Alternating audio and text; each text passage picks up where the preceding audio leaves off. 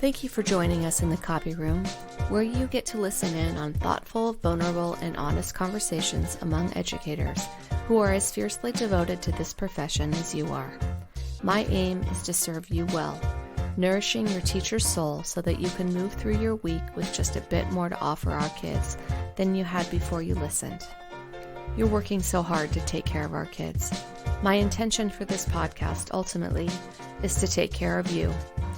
I want to thank Dirt Path Publishing, a small independent publishing house dedicated to publishing works for social good, for continuing to support the production of this podcast. With editing and coaching services for writers, these folks know how to have the hard conversations in service to your best work, and they know how to do it with love. Dirt Path Publishing is also proud to announce the release of my new book, Nothing's Missing, A Year of Reckoning, Release, and Remembering Who I Am, written for anyone struggling to release the burdens of perfectionism and the tyranny of shoulds. For more information, go to NicoleLuciani.com. In the meantime, and always, welcome to the Copy Room.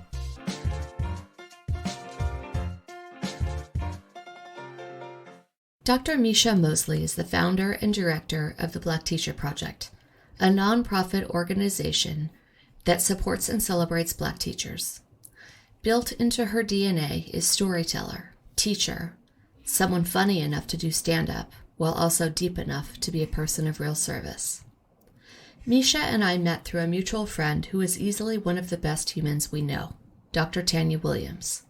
The first time we met was when she and Tanya came to have lunch with me and my family at my house one summer. And from the moment she walked in the door, I felt like I'd known her forever. I'm guessing almost everyone who meets her feels that way. Truly seeing and valuing you from go is one of her superpowers.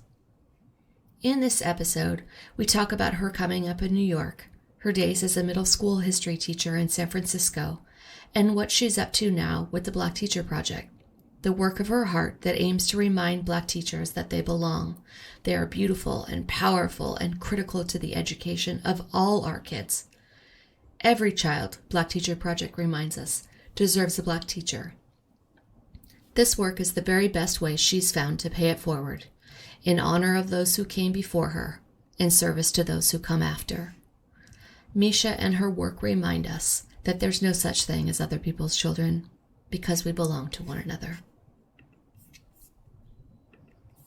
Welcome to Copy Room Conversations. I'm so glad you're here, Micia. I can't even explain to you how grateful I am. Happy to be here. Thanks for inviting me. This is awesome. Wow, it's great. So take us back, because all of us, everybody's been to school, and so everybody has an opinion about school, right? And how we were shaped at school as little humans, I think often has an impact on how we view the lens of teaching. So share with us a little bit about your growing up, and particularly your experience in school and why you became a teacher. Yeah, I've been thinking a lot about it lately. And so it started in kindergarten.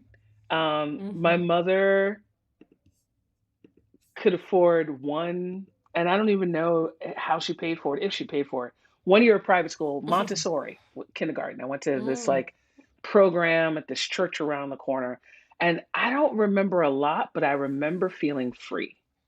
I remember that I got to learn, and it was super cool, and my teachers were cool, and it was fun. And then I got my mother, we'll say encouraged, but told me I was going, she's like, you're gifted and you're going to take this test to prove it. And then you're going to go to these schools. And so I took the tests and got bused from my Black neighborhood to the white neighborhood, in one of the white neighborhoods in Brooklyn, to go to these gifted and talented programs in these schools. And that did a whole number. I'm still spending thousands of dollars in therapy trying to undo some of that stuff. It set me up, and just like the rigor, like I got a quality education in how to do well in an inequitable system. That's what I learned how to do well. Like as a little Black girl in the 70s and 80s, I learned how to work it and how to let the genius that I have translate to those educational kind of norms. And then I feel like freedom really came when I went to high school. I went to Brooklyn Tech, which is one of the specialized high schools here in New York. You had to take a test to get in. I'm not a good test taker, but my mother makes me take these tests. And so I'm like, okay, fine, I'll take them. And it was it is an engineering high school. I was never interested in engineering. But at the time that I went there, it was a third Black, a third Asian, and a third a mix of kind of all other races and ethnicities. And what that did was show me Black academic excellence. And we're the largest high school in the country. So it's like 5,000 to 6,000 students in any given year. Oh my God. My college was smaller than my high school. But what it meant was anything you were interested in, there was there. We had a handball team, we had a bowling team, and understand that I went to school for activities. Like classes were just precursors to after school. That was the warm-up act. Yes, right? Same. Oh my gosh, so true. Yes. So for me, my upbringing of like starting off loving school, having many years of trying to figure out how to conform, but being told I was smart, but just sort of like trying to make it work. And then finishing off where, because of the activities, I got to really lean into the things that brought me joy. And I'll say, I really enjoyed a lot of my classes. I was, I taught social studies. So I was a history nerd. I was like the student assistant for the history office. Like I was that kid where I was like, I'll move the textbooks.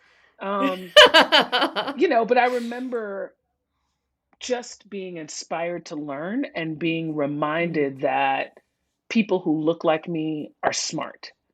And so I think it was in many cases like the bookends of my K-12 experience that inspired me to be a teacher, because I wanted and still want every young person to feel the freedom and the interest and the joy that I felt in high school. You don't have to have the same experience, but if you can love learning and be in an affirming environment the way I was, I feel like young people will be all right. Yeah. That whole idea, and we may have talked about this on the other podcast we were on together, about normalizing joy in the classroom and normalizing love. Those two things, what we could do in our schools if we could normalize those two things. Now, you became a teacher in the early 90s? 1995. Yes, same here. Yeah. That's so funny. God, we have more in common. The more I open my mouth to ask you a question. And you were a teacher in San Francisco, as I remember. Yes.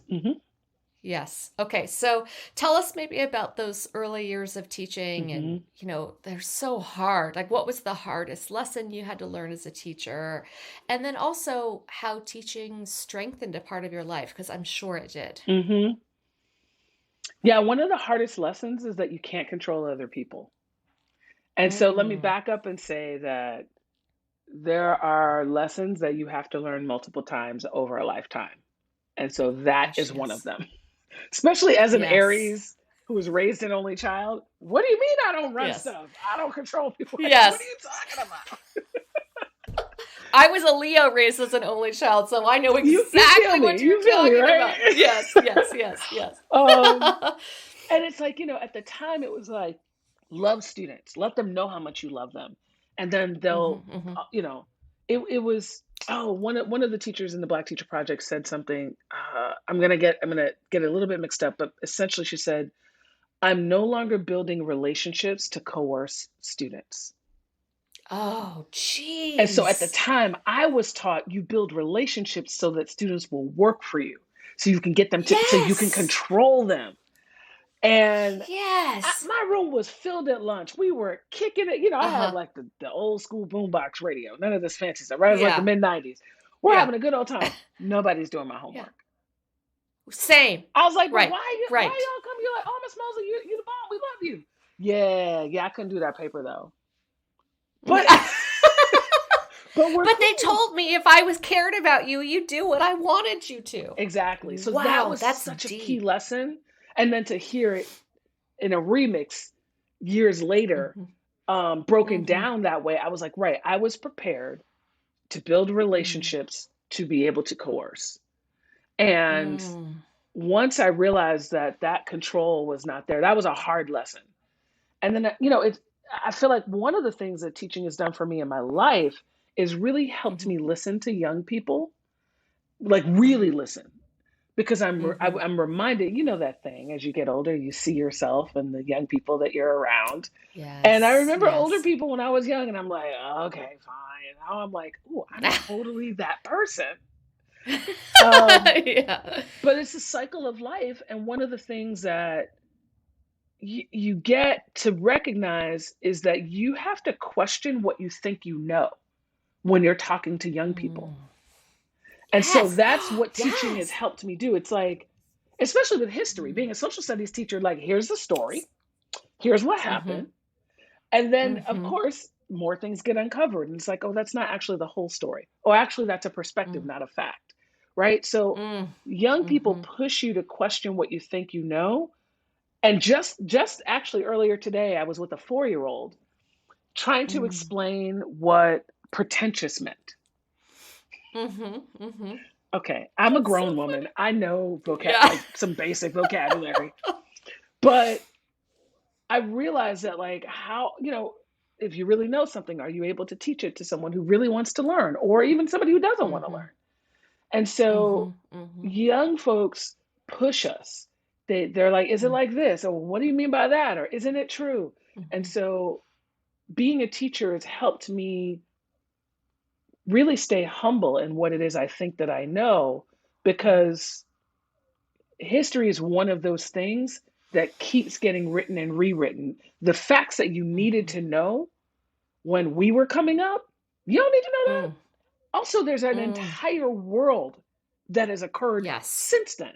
Like, what we never taught past, like, really, like World War II, or maybe you got to Vietnam. Vietnam. Yeah. Maybe you got to Yeah. Vietnam. Yeah. Yeah. But that Yeah. was it. It was a Yeah. wrap, That was it. right? It was a wrap. And Yeah. so when, Yeah. like, the internet alone, it's like, how do I explain to a young Mm. person that there was life before the internet and it looked like this, Mm-hmm. Mm-hmm. right? And Mm-hmm. so the Mm-hmm. humility that is involved in teaching when you absolutely know the world is going to be different.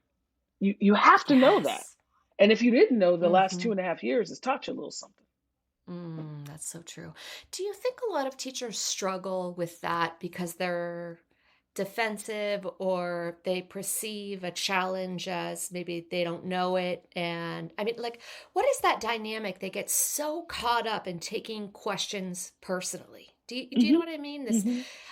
I think about like you said, humility is so important to walk into a room with young people who have gifts, right? They're not blank slates that I'm going to just dump all this knowledge into you. They have gifts that exist. And when they ask you a question, like, I'm not sure that that's what happened. You have that moment where you're like, well, let's look. Or you get pissed off, right? Hmm. I wonder what that is. Like, why people tilt to, like, I'm the boss, you're the kid. What is that, do you think? I think it is about your own sense of power. So Margot Okazawa Ray is a mentor of mine. She's one of the members of the Combahee River Collective, um, Black feminist from back in the day. Mm-hmm. Biggest lesson she taught me: you have to learn how to be in control without being controlling. And I was Mm. like, say what? Because, again, control issues. Mm. And so, Mm-hmm, and this was mm-hmm, just mm-hmm. me showing up in a grad student class, trying to, like, run stuff, Yeah. trying to, like, whatever, right? And she was just like very, very calmly, like, gave me that gem. And I say that Mm-hmm. here because I feel like what comes up for folks is a loss of sense of power, right? And Mm. so Mm-hmm. we take it personally because we're personally attached to the dynamic of hierarchy, to Mm-hmm. the power afforded to us by the title of teacher. Whereas if we're Mm-hmm. co-learners, if we're Mm-hmm. guides, if you come from a distributed leadership model and know that, like, as a teacher, I have different responsibilities than you do as a student, but actually we need Mm-hmm. each other. This is mutual aid. I can't teach without a student, and you can't learn without a teacher. So how do we Mm-hmm. co-construct this dance that we're doing? Absent of Mm-hmm. that, I default into these dominant culture notions of power. And Yes. so you doing anything to interrupt that power feels like a personal attack, because that's what I'm leaning on in this space called the classroom, which Wow. I have designed. I feel like I'm controlling. In fact, people have told me it's my job to control it, to manage it. Right. There's a Manage. full-on class. There are Mm-hmm. people who come in and teach me how to manage the room, right? And when you Mm-hmm. come in and Mm-hmm. if it looks like I'm not managing it, I get dinged. So there's just a Mm-hmm. whole bunch Mm-hmm. of stuff that I think that goes in that I think the most powerful teachers I've seen are ones who are able to take the relational aspects of teaching and put them into structures that support communal harmony. And they create an Mm-hmm. environment that is balanced in particular ways. But other than Mm-hmm. that, you know, it kicks up your own personal stuff because you're being put Yeah. in just a false relational dynamic, I think.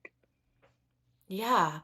Do you mind if we detour a Hmm. bit? I'm thinking about your experience as a young person in these schools that was not a happy one, or at least not a liberated one. Hmm. And what you've just explained as this idea of mutual aid. I've never Hmm. heard that before, and I adore it. Um, I'm wondering how you negotiated, and this will probably bring us to the Black Teacher Project in a minute, how you negotiated a system as an employee that was deeply oppressive to you as a child. Hmm. How do you navigate that? What comes with that Hmm. in your process of becoming an educator? For me, it's about leaning into the moments of liberation. So Mm-hmm. it got tricky, right? So I mentioned I Mm-hmm. loved high school. I ride hard. I Mm-hmm. just went to Mm-hmm. the optometrist yesterday. I don't know how Mm-hmm. long appointments are supposed to take, but mine took longer because I found out that he also went to Brooklyn Tech, which then meant Oh, wow. we were just going in on the state of education and what Yeah. happened to the school and all these things. And Uh-huh. as an educator, I remember what I enjoyed about high school, like what the Mm-hmm. condition, what the adults did, what the structures Mm-hmm. were. So having a variety of after school activities allowed Mm-hmm. me to have something to look forward to in the day. So when I started Mm-hmm. teaching, I was the co-director in the drama club and I coached softball. I founded the softball team Mm-hmm. because those were two Mm-hmm. areas that like I liked running around in whatever patch of grass they call softball fields in Mm-hmm. cities. And I mean drama, come on, this is enough said. Right. So Right. uh so for me, there was a little bit of trying to recreate the liberating spaces I had as a young person for my Mm-hmm. students. And so Mm-hmm. anything else, I as an adult kind of knew I had those spaces with young people where, you know, maybe relative to if you got the role in the play or relative Mm-hmm. to what position you got to if you were a starter or not, there was a little bit of evaluation, but for the most Mm-hmm. part these were optional things. We were all there because we wanted to be there and we were going to learn something together. We were going to create an Mm-hmm. experience together. And so I just leaned Mm-hmm. into that.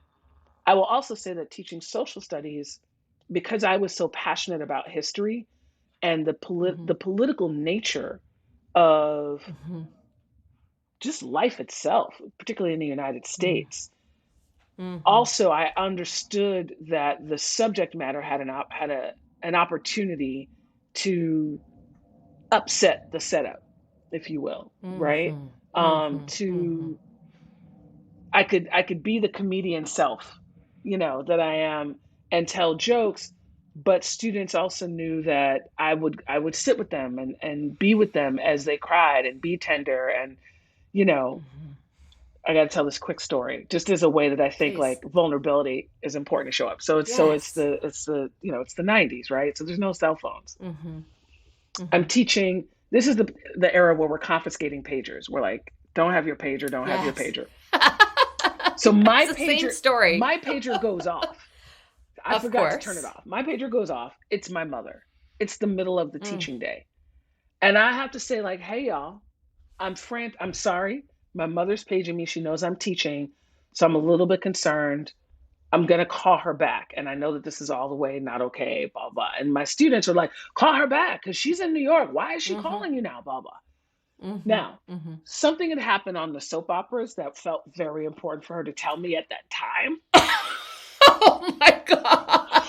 But the drama of how it was playing out with my students, they're on pins and needles. They're like, is your mom okay? Is everything okay? And I'm just like, y'all, I have to tell you the truth right now about what's happening, right? Oh my God. But as oppressive as the system was, it was those moments of realness with my students. And they busted out laughing. And oh, trust me, they gave it to me the whole rest of the year.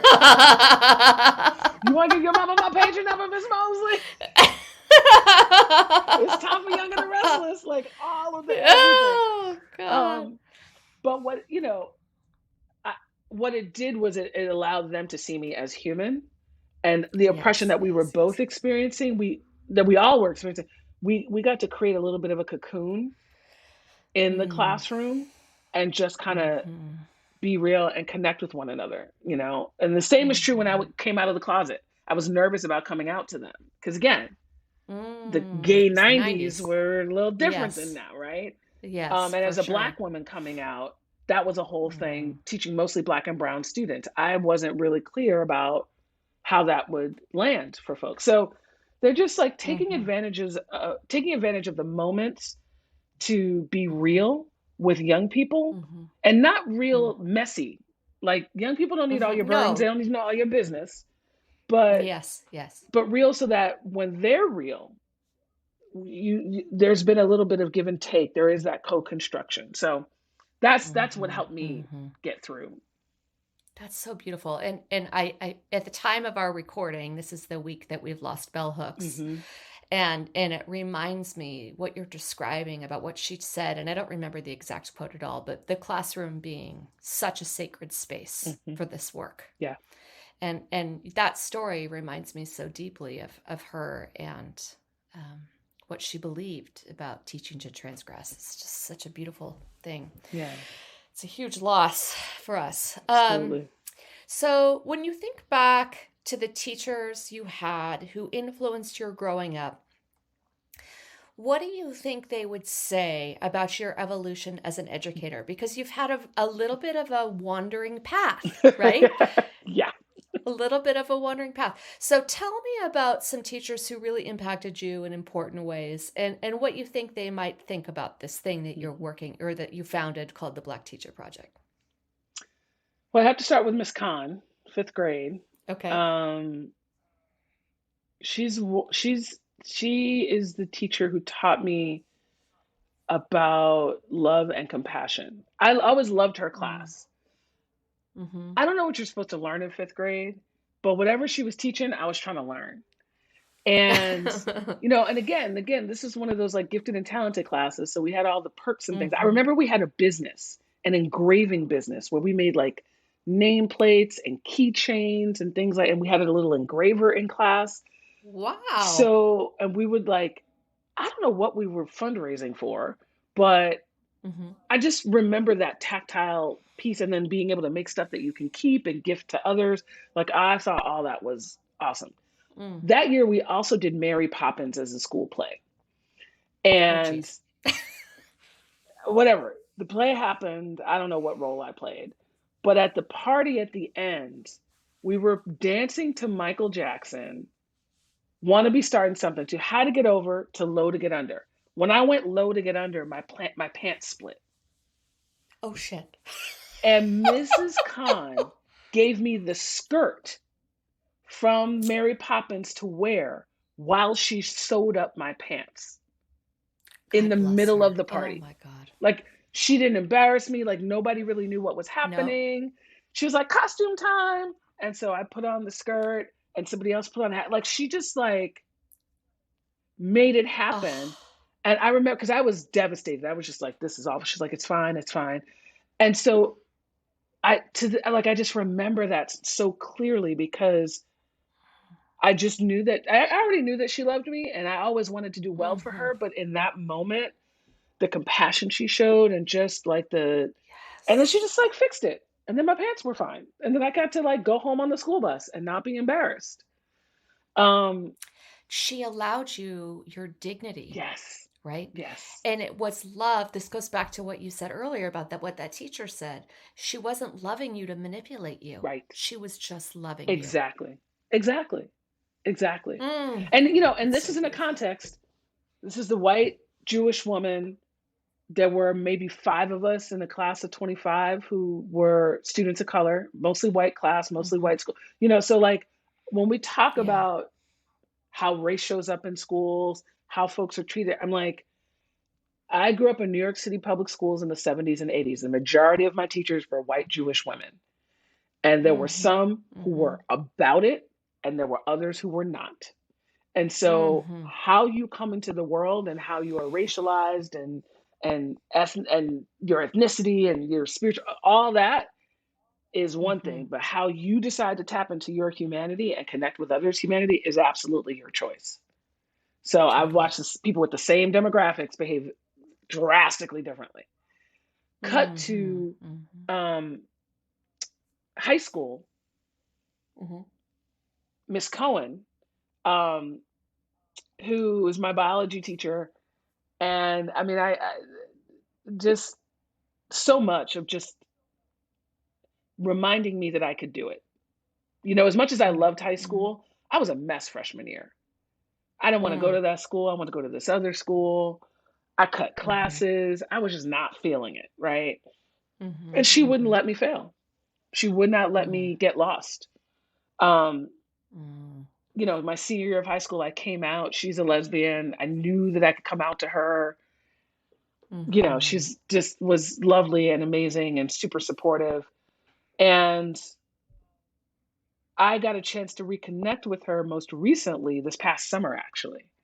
Um, Oh my and so God. she's been following the Black Teacher Project, and she's happy about it. She's happy to see, she was happy when I became a teacher. Hmm. And can I, what I came to realize as we spoke more as adults is that Hmm. like the the politics that we hold and that Hmm. we understand differ over time, right? So I Hmm. don't know that she um, would focus on race the way I focus on race, right? I Hmm. don't think she was like, Hmm. oh, hey, little black girl, let me love you up because you're a poor little black girl who needs to know. Hmm. That wasn't how Mm, she was rolling. She was just like, mm-mm, oh, I'm just gonna love you because I do, right? And it's not to say that mhm, she's colorblind, mhm, but I think that we where you go left of center, progressive, radical, I might be a little bit more left, right? mhm, And so in mhm, talking about the mhm, politics of the Black Teacher Project, some things resonate, some things don't. mhm. But what she knows is that she played a core part in that because That's so how good. she treated me taught me how to teach. I had her as a Yes. student my freshman year. She was never my teacher again, but she has always been my Mhm. teacher. Yes, I love those people. I love those people. They're like enduring figures in your life, right? Yeah. And when I think about the work you do, and I'm going to ask you about it in a second with the Black Teacher Project and the founding of it and the just, Mm-hmm. the fruition that it's come to. You think about Miss Khan and Miss Cohen. And my guess is their influence on you plays out in how you serve our teachers Mm-hmm. through that project. This notion of human dignity, of love, of no, I'm not going to let you fail, of recognizing genius, right? All of these things, it's like ripples of their legacy that you're carrying forward. I would imagine that's how I would feel if I Mm-hmm. was them watching you. Yeah, it's how I feel. And you know, it's rare. I do everything I can. If a teacher calls me, Mm-hmm. whatever time and attention you need. Even if I can't give it in that Mm-hmm. moment, I'll call you back Mm-hmm. Mm-hmm. because that may be the difference in your whole experience of your day, of your week, right? Like it's not just about helping you make it through so you can stay in the classroom. It's like, how are you, the Right. human being? Because as someone who was not in the classroom very long, Mm-hmm. clearly it had a deep impact on me. And I'm trying to figure out, I Mm-hmm. keep trying to figure out how to get back into the classroom in a way that's authentic. And, Mm-hmm. all the teachers like, we should start a school. And I'm like, no, no, It's not what I've already started the thing I'm going to start, Yeah. but I'm also in a place of missing the truth that young people have to offer and the lessons that young people have to offer. I think one of the challenges of working in the adult space is that you're trying to heal folks that often have, decades of hurt and harm. Whereas with young Hmm. folks, you can be that healing space for them as they're growing. And Yeah. so, it's Yeah. like, yeah, you might be going through some stuff, but you know that there's always a safe space here, as opposed to that Yeah. safe space also having to help you navigate just adulting, as people call it. Totally, totally. And two, I think there's something I just miss learning from kids. Right. I've been out of the classroom now, gosh, I don't know, 4 years, maybe five. Um, and I just miss talking to kids Hmm. at break. I miss talking about the music that they listen to. I miss talking about their clothes. I miss talking about their cousins. Everybody's always got a cousin. They're going to tell you a little story about the cousin. The vibrance. At the same time, and as someone who's deeply introverted, it was a very draining experience. And I taught for 20 years. And I like to say for 20 years, I went to bed at 7:45 because I just was so exhausted by my day. Right. And when I think about teaching today and how much harder it is than it was when we were coming up, Hmm. um, I think what you've just said here, the importance of let's just try to steal through, let's attend to our humanity so Hmm. that we can be of service. That distinction is really important. Hmm. Um, so you decided to leave the classroom. So what's the road from the classroom to the Black Teacher Project? What did that look like? Yeah, so it looked like going to grad school, from Mm-hmm. teaching to really try to get, because I went from undergrad, I got my credential in undergrad, and then to the classroom. And I just Mm-hmm. wanted a perspective on education. Why are all the Mm-hmm. kids they're not all the Black kids sitting in the cafeteria, they're all the Black kids sitting in my classroom at lunch. Yeah. Why, Yeah. how do I Yeah. have these strong relationships with students and colleagues, yet I'm not getting the results I wanted to see? And so I thought Mm-hmm. grad school would help me understand that. Um, Mm-hmm. it did not fully, Mm-hmm. but Mm-hmm. it did give me a different perspective on the world. So I went to grad school, got a PhD in education so that I could do whatever was next, and I wasn't sure what that was. I just knew that having a fancy degree would increase the likelihood that people would listen to me, Listen. Mm-hmm. right? And Mm-hmm. so, yeah, just being a Black woman, I growing up when I grew up, one of the things that I was taught is like those types of things give you legitimacy, right? Like there are a Mm-hmm. couple ways to get that, and that was one of them. Mm-hmm. But after I graduated, I knew I didn't want to go into the academy. So I basically, I tell Mm. people I asked for money for graduation so I could pay my rent. I was like, I don't want not nary a present that doesn't come in the form of cash. And I made it all the way till October from May. And Uh-huh. then I was like, ah, out of money, time to get a job. And so I started working, throughout grad school. Most of my career, I've been very interested in professional development. So I started working with what was Mhm, then the Coalition of Equitable Schools, or part of the mhm, Coalition of Essential Schools, Small Schools Movement, Ted Sizer, Debbie Meyer, mhm, the Bay Area chapter. Helped to open a mhm. bunch of small schools in the Bay Area. Um, but as we were opening the schools, I was watching us reproducing the same thing. And I was like, Yeah, this isn't quite it. What are we doing? We're opening these yeah, schools. It feels good. But as I was interacting with young people, I just felt like it was the same thing, but with different faces and more people of color leading, but not like we're in this inequitable system. yeah, yeah. I was also, at the time, I've always had a kind of second calling in comedy and Mhm, performance. And so I mhm, was always doing that throughout grad school and throughout working, at the coalition. And I had a one woman show called Where My Girls At, which was a comedy about Black lesbians that had gotten some traction. mhm, And so I mhm, was like, well, I've been touring it around as best I can from the Bay. It's time to move to New York, take a break from education, and put my full energy into comedy and touring this show. So that was a Mm-hmm. definite like Mm. 2007, like pause for the cause. For Mm-hmm. about 2 years, I was out of education. Um, Mm. and doing comedy. Now, at the time I thought I was making it, it turns out I was living off of my savings because I'd saved up Oh, to buy a damn house in it. 2007. And I don't know if you remember anything about mortgages in Yes. 2007, but Yes, I do. I did not buy a house, but I did Mm-hmm. make my way into some comedy clubs. So then in Mm-hmm. 2009, I started working at the Posse Foundation, which is a college access program. Okay. That what was so important about that time, along with meeting like wonderful folks who've become lifelong friends, is that I understood our K-12 fixation with getting kids into college is not going to cut it. Because what was Mm-hmm. happening, what I saw firsthand, were young people who were at the top of their game in high school go into Mm-hmm. college and flunk out because they weren't Mm. actually taught the skills to navigate Yes. learning in that environment, right? So Yes. either you Mm-hmm. find your love of learning and figure out how to Mm-hmm. translate it, or you understand the game that is education in this Yes. country and you Mm-hmm. master how to play that game. You got to get one of Mm-hmm. the two or both. And so if you Mm-hmm. just understand compliance, you're not actually going to make it all the way through because there's too much independent motivation and independent work and in many cases independent navigation that's necessary. And so that was Mm-hmm. super helpful for me because then it gave me a different perspective on what our work was in K-12.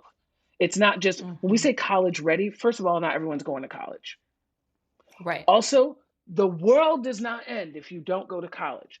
The world does not Right. end if you don't finish college in 4 years. The overwhelming majority of college graduates do not graduate in 4 years. But we don't talk about Right. that because we have this Right. fixation on this like mythical 4 year go away, everyone's waving goodbye and crying. Like, no, people go to night school, Yeah. people go to all different kinds of ways of making it happen. So, but while I was doing that and doing comedy, and even after Posse, I started consulting and doing a lot of work in what we now call diversity, equity, and inclusion. Um, I was always like watching what was going on with the Black people in my sessions. How you doing? Mm-hmm. Mm-hmm. How's this landing Mm. for you? What's going on in your environment? And there was always Mm-hmm. this thing where at lunch or during the break, this is in the old world when we used to do sessions in person. Yes. Yes. Yes. Yes. People would come up to you or they'd stay afterwards. And so I and my dissertation was about Black teachers, so that Mm-hmm. intellectualization of the Black teacher experience was already there. But as I was Mm-hmm. engaged in professional development, I realized I'm talking to the whole room, and there's some things I just want to say to the Black teachers in this room because I don't want folks to make the Mm. same mistakes I did. So I was Mm. consulting, and I ran into a former student of mine, Belinda Bellinger, who Mm-hmm. I taught in the late 90s at that point. And she Mm-hmm. was teaching in San Francisco where she grew up and was thinking about leaving. And many of the push out Mm. factors that impacted me were impacting her. And I did not Mm-hmm. want what happened to me to happen to her. So I started to take all the things I learned over the years and said, I need to do something just for Black teachers. And so my goal was about supporting her and staying in the classroom and supporting other Mm. teachers like her to not only stay in the classroom, but to thrive. And so I kind of took the Mm-hmm. best of what I Mm-hmm. knew and created the Black Teacher Project, which is an offering of professional development for Black teachers in Black racial affinity. Um, Prior to the pandemic, it was mostly led by Black teachers.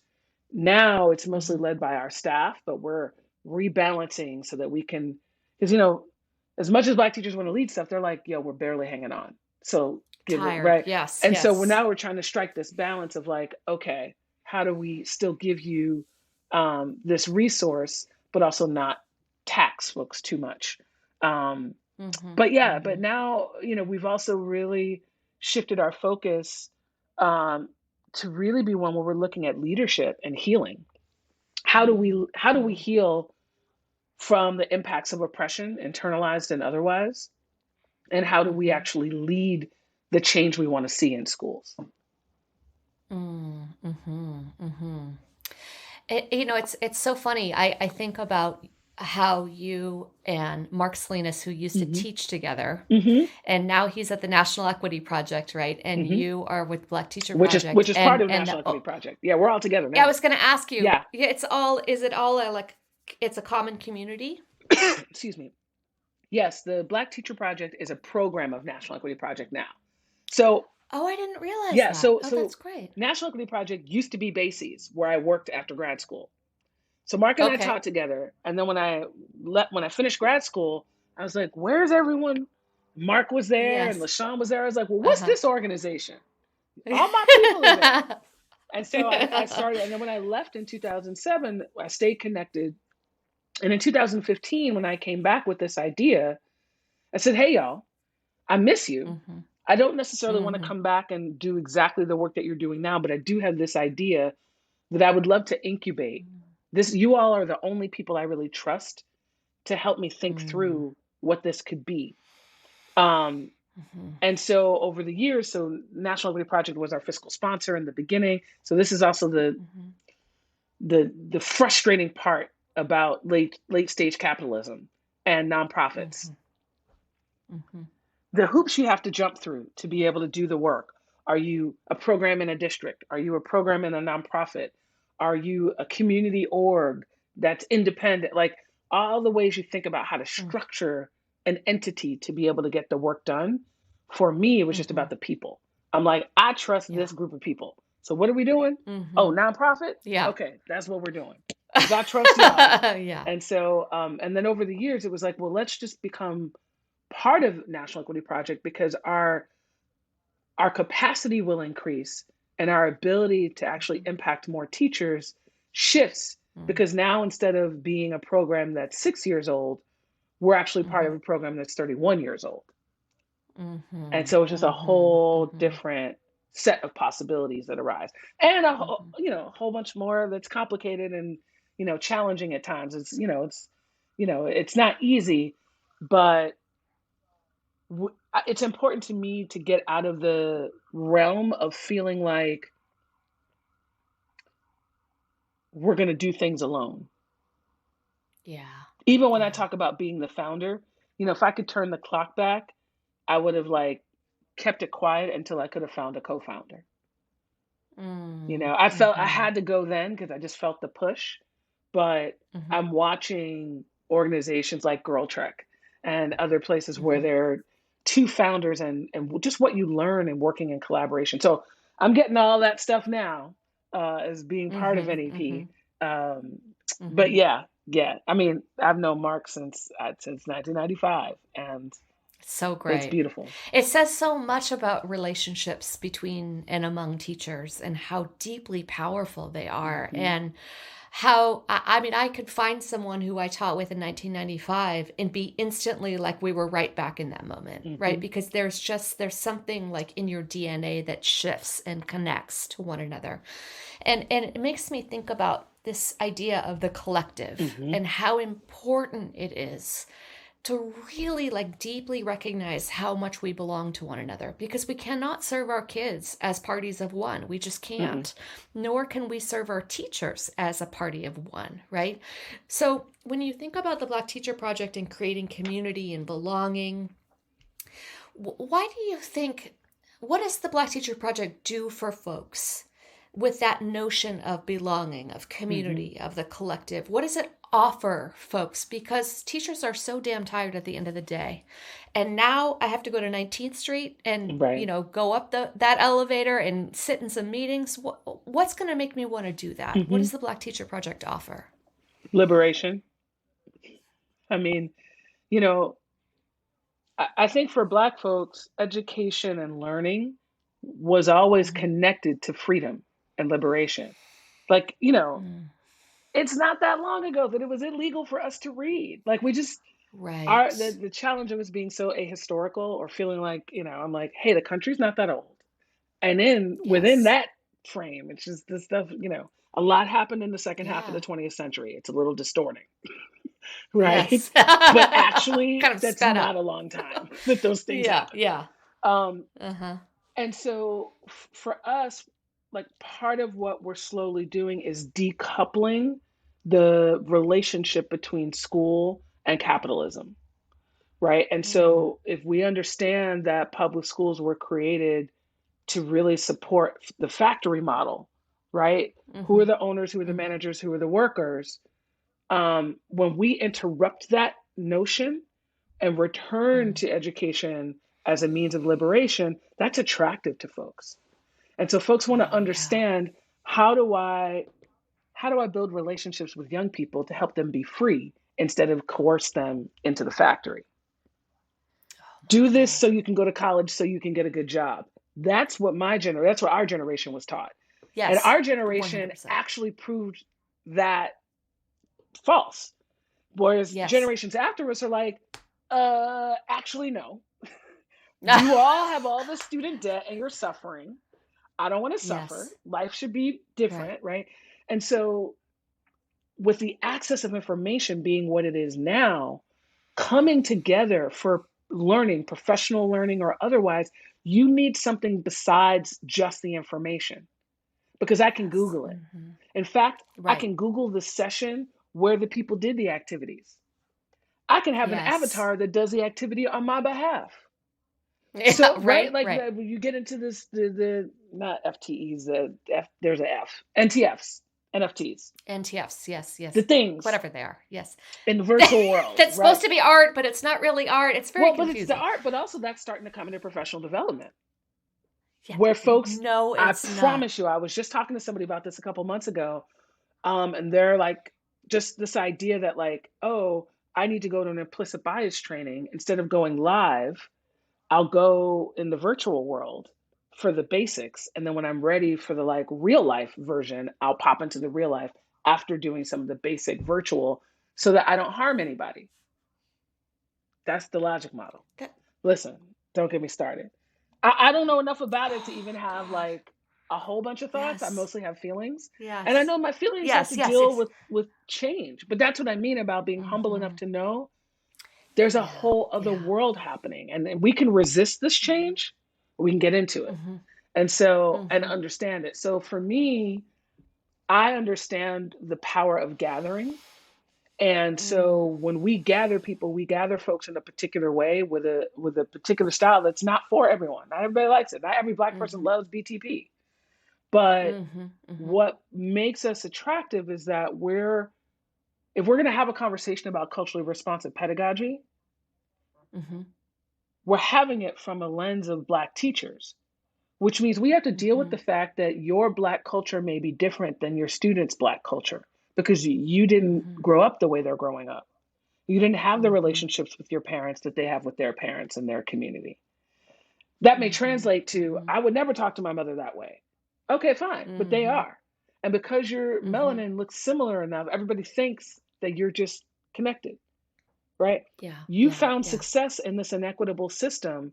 And if you're not careful, you will coerce students into behaving in the same ways you did in the name of success, even though you know how much it harmed you. If you're not careful, you'll do the same. So that's part of what we talk about. And we can't have those conversations in front of everybody.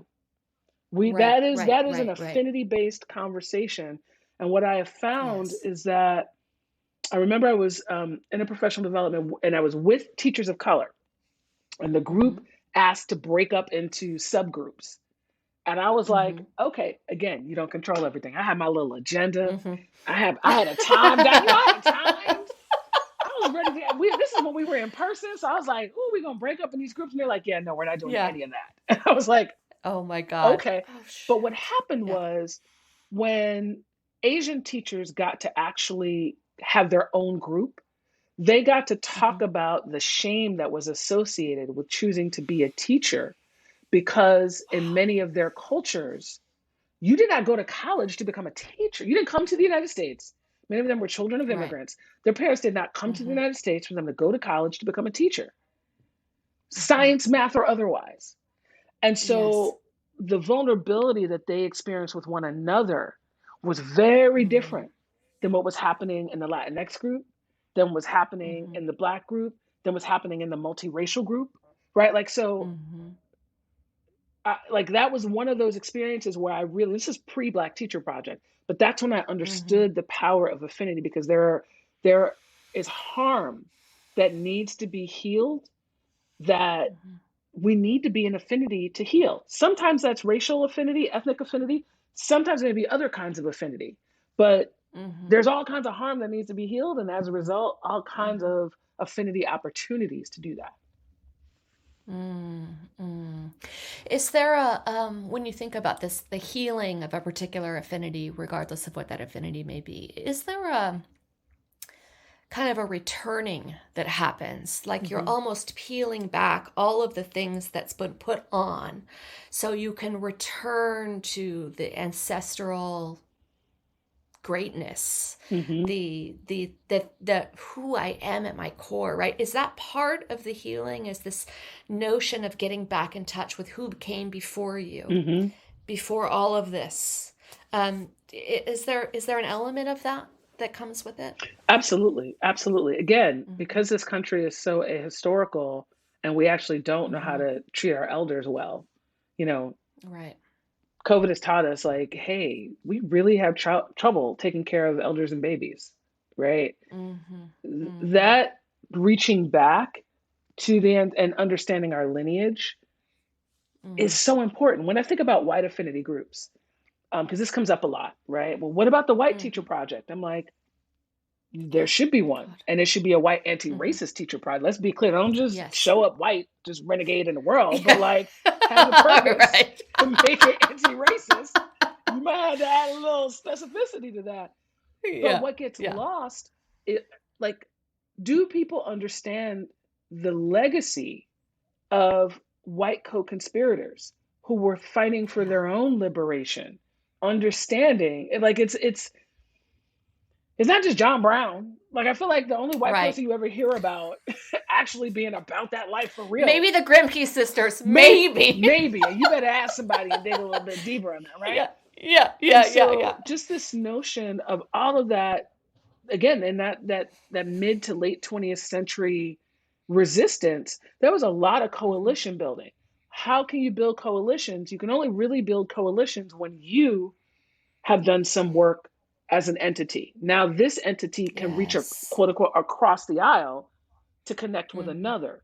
So we don't think Mm-hmm. about coalition building as coming from affinity, but it is. You need Mm-hmm. affinity Mm-hmm. and then you build coalitions. Mm-hmm. And we saw that happening, but that history is being erased. So to me, thinking about going back to the ancestors and the folks who came before is understanding, how did people get right in and of themselves and with one another? Yes. And then how did they reach across differences to be able to find Yeah. that common humanity? It's something my godfather taught me from a very young age, and was Mm-hmm. always very happy when he would meet my friends, because we were like a Benetton ad. I know I'm dating myself, but I know you will feel me on that when I I say know that. You know what I'm exactly talking what about. you're talking about. Um, because because it wasn't just like, oh, we're multicultural just to be multicultural. There was Right. something like, I have done the work to know who I am, so when I come to you to share, I actually have an offering, as opposed to us just living into the master narrative of who we're supposed to Yes. Oh be. my God. Without that affinity Yes. work, that's what. So when people are like, oh, look, we have so many different people represented on our committee. Yeah. And I'm Yeah. like, Yeah. yeah. And if you're all like steeped in your internalized depression, you're just acting out the roles that have been Yes. assigned. Right. Because not only do you have an offering, but you have an ability to receive, Yes. right? I know myself. Mm-hmm. I always tell my husband, who's a little bit like a survivalist, like Mm-hmm. we live in Alameda, right? So Mm-hmm. he's got a boat in case the bridges fall, like the bridges that, I mean, you could swim across in like 5 seconds. Right. But I always say, like, I'm good with God. Take care of the kids. I'm Yeah. good with God, right? And I say that to say, I'm good with me. Mm-hmm. I've done my work. The work will always continue. I know who I am. Right. And in offering who I am, I can receive who you are. And I don't have to get defensive about it. Because the humanity in me sees the humanity in you. And together we're going to create something beautiful. As Yes. opposed to just standing next to each other. Mm-hmm. And, Yeah. there's a difference. So yeah, no, I feel that so much. I really appreciate that. And I'll just say that this is part of the changes that we're up to in the Black Teacher Project and other like-minded groups is having our systems, and it's a question, can you create humanistic systems? Because when we come into education, the system does not allow us to actually connect in those human ways, right? If we look at how one of our most precious resources is time. So if you just look at how time is allocated in education and how so many of us who were prepared in the 20th century fight to hold on to time looking the same for this generation, when in fact, this last year for so many of distance learning has shown us not everybody needs the same thing. No. And it's not even a fight for like, oh, you need to have more expansive time and slow it down. Like, I believe that's true. I also know what it's like to be thoroughly bored in a class. Because you've got it. I was like, can I learn this other thing now? Or can I at least go do something else? Right? Yes. And I also know what it's like to be completely lost. And I'm like, slow. I am the queen of being in a session. I'm like, can you please repeat that? Can you say it a different way? Because I don't understand. Yeah. Because I'm like, I'm here to learn. And do you actually care about me learning, or are you just trying to like go through your script? But all of that interaction and negotiation is a different way of thinking about time instead of just plopping in humans to play a role. And it goes back to what we were talking about earlier in terms of those power dynamics, right? So as we work with Black teachers to reimagine schools as places of liberated learning, that's our mission. We think about what it means for them to have experiences of liberated learning. So we design our professional development, and it's one of the questions we ask on every evaluation. Did this feel like a liberating experience? And if so, why? Because we've got to, we have to experience it ourselves in order to actually create it for young people. Otherwise, it's all theoretical. You're just using a bunch of words and putting it on a website. Yeah. That's not doing nothing. Yeah. And don't you think the importance of explicitly naming how important that is? I felt liberated because of X. Right. And now I have something tangible that I can lift and bring over to my classroom and place down. Exactly. It's so powerful to be able to explicitly name something. I appreciate that you take the time to ask that question. And then if the answer is no, right, then you've got some work to do. Exactly. Yeah. Exactly. Yeah. All right. This has been such a good conversation. I'm going to bring us to our last three questions, which are questions we ask everybody on the podcast. Yes. I can't wait to hear this question. I can't wait to hear your answer to this question. You're walking into what you intend to be a great day of teaching. What is your walk-up song? I have been thinking about this, and this is not tough, right? It's really tough. Yes. How about what would be one walk-up song instead of the walk-up song? Yeah. That's where I have to go with it. And I gotta say, it's somewhere between like any Fela Kuti song. But what's really resonating with me in my head is Formation by Beyonce. Oh, I love that song. And part of it, just to be clear, it's not like a regimented like military formation. It's more like birds. And how like there's like a bird that's flying point, and then they get tired and they move and it's someone else. So it's like, let's get in formation. There's a dance that occurs where we understand in this moment, what is the formation that we need? And so when I think about walking into a powerful day of teaching, it's like, what's going on today? What just happened in the world? What's happened in this moment? What's on the agenda for us to like learn together? And then what do we need? Who's going to be on point? Who's struggling and needs somebody to hang back? I mean, that's a beautiful metaphor. I love it. Yeah. So when I think about schools, everybody thinks they've got the magic bullet, right? And part of that, I think, is the capitalism piece that you're speaking of, and how when there's $1 to be made, that's the driver, not our humanity. But I'm sure you agree with me that it's really going to take all of us living into our gifts to be able to put our gift on the table with everybody else's gift and see how this puzzle is going to be put together. Because we keep throwing darts, or I don't know, I'm going to mix a million metaphors. I was a social studies teacher too. So the English teachers are like, what the hell are you doing? But the point is, like, we need to be able to explicitly name, this is my gift. This is what I'm bringing to the table. How does it fit with yours? So when you think about your gift, what would you say that is? There are three that come to mind. One is gathering. I love a party. This pandemic is weighing me down for lots of reasons. But I'm the person that I was like, yes, let's all pack in there and sit on the floor and stand and all that. And part of that, the second is bridge building. So, you know, I have friends who joke that I will introduce them 20 times. And they're like, you introduced us 15 years ago. We know each other. And I'm like, I just want to make sure. I just want to make sure. But because I am blessed to know different people from multiple communities, I know that the only way we're going to be free is if we come together. So I know that part of my gift is gathering and building those bridges. And then the last one is humor. I got jokes, right? Like I often use it to create space for hard learning, and sometimes just to release emotion.